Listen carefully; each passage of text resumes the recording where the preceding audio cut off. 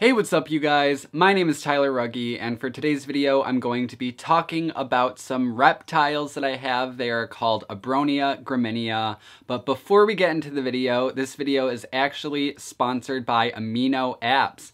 Amino Apps is this really cool app where there are a whole bunch of different communities for pretty much every interest you could possibly have. And you can do a whole bunch of cool stuff and interact with all different people from the community, and you can post pictures and chat with different people on different topics based on your interests. So here on my phone, I have the Amino app pulled up. Scrolling through the front page, you can see there are all different categories and different specific amino groups that you can join.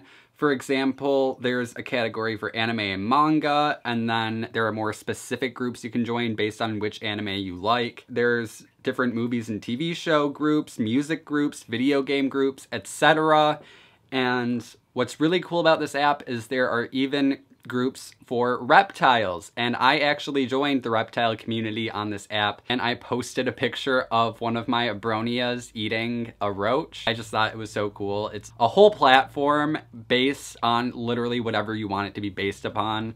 So in this case, reptiles. It could be a social media platform just on reptiles for you. You can also interact with people throughout the entire world through this app using text, voice chat, or even avatar chat. So I can actually check into the reptile group, and then I can go into public chat rooms, and then there's all different chat rooms based on different things. So there's like a general snake chat that I can go into, and I can join it, and then I can start talking about whatever I want to talk about. So someone said, I love corn noodles, and I'm going to say, corn noodles are the best noodles.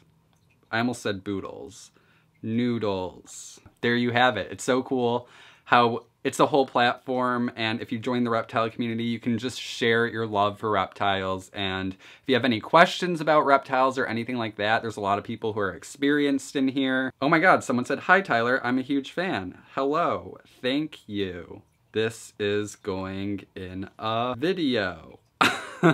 Anyways, shout out to Nate. He's a huge fan. So if you guys want to check it out, it's Amino Apps. You can follow me. My username is Tyler Rugge, and I'm part of the reptile community, so come join it. And there's also the featured feed where people post all kinds of different stuff. A lot of them are photos of their various animals, and I actually commented on one of them. It was just such a cool watercolor picture someone did of a snake. Yeah, I just love this. It's so freaking cool. I'm literally sitting here having a conversation in the chat room now, and like I'm filming a video. So yeah, that's the Amino app. Make sure to go check it out. Link to download it will be down below, and I'll also put my username down below. It's just Tyler Rugge. Go follow me on there, and let's talk animals, shall we? Now, getting into the whole video about Abronias. These are my Abronias. That's my male Abronia. His name's Jupiter. And then this is Juno, my female Abronia. They're really cool reptiles. For the sake of this video, I'm just gonna keep Jupiter on me because he is a lot more chill with being handled than Juno is. This video is going to be all about the Abronia Graminea, also known as the Mexican alligator lizard. This is not going to be a care guide on how to take care of them because I haven't owned them for too long. I've probably had them for about 6 or 7 months or something. Not really sure how long exactly, but I don't feel comfortable enough with telling people how to take care of them because they are a very complicated species to take care of. Definitely not for beginners. I don't want to tell you guys how to take care of them because there isn't a lot of info about them. They're very new to the pet trade, and they're also very delicate to own as pets. So I will probably come out with a care guide in the future, but I just want to have more experience before I do so. So this video is basically just going to be everything you would want to know about Abronias because they're such interesting lizards. And they're really, really cool, and there's a lot of cool stuff to learn about them. There are approximately 28 species of Abronias known to science. This one that I have on my shoulder and also Juno are both Abronia Graminea. But for the sake of this video, I'm just going to refer to them as Abronias. So when I say Abronias, I understand that there are like 28 different types of Abronias. I'm just referring to the Abronia Graminea, which is what this whole video is about. Abronias, also known as Mexican alligator lizards, because they obviously look kind of like little alligators. They come from the highlands of Veracruz and Pueblo, Mexico. I also want to put a disclaimer right here that I'm going to attempt to say some words that are Spanish, and I can barely even pronounce words in the English language, so I'm sorry if I butcher pronunciation of anything in this video. They come from the highlands of Veracruz and Pueblo, Mexico, and they live up high in the cloud forests, and they usually love to live in the bromeliads that grow out of the trees. The elevation they live at is usually between 4,000 and 8,000 feet in the air, so it's like very high up in the forests. And the reason why their habitat is called a cloud forest is because it's constantly misty and foggy and there's a lot of precipitation. So it's a very high humidity area in Mexico,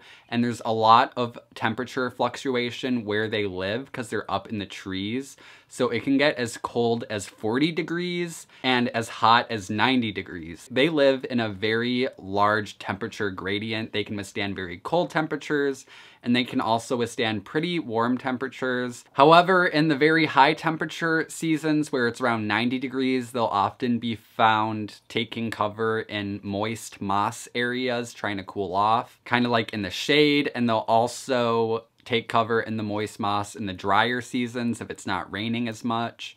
And in the very cold seasons where it reaches 40 to 50 degrees, they will take cover in a den together in hollowed out trees inside of mulch, trying to keep warm. When it's very cold, they do try to kind of find a warmer spot to stay warm, and when it's very hot, they try to go cool off. And another thing you'll notice about the Abronias is they have imbricate scales. Now, imbricate scales basically means they're scales that overlap. This creates this really cool texture.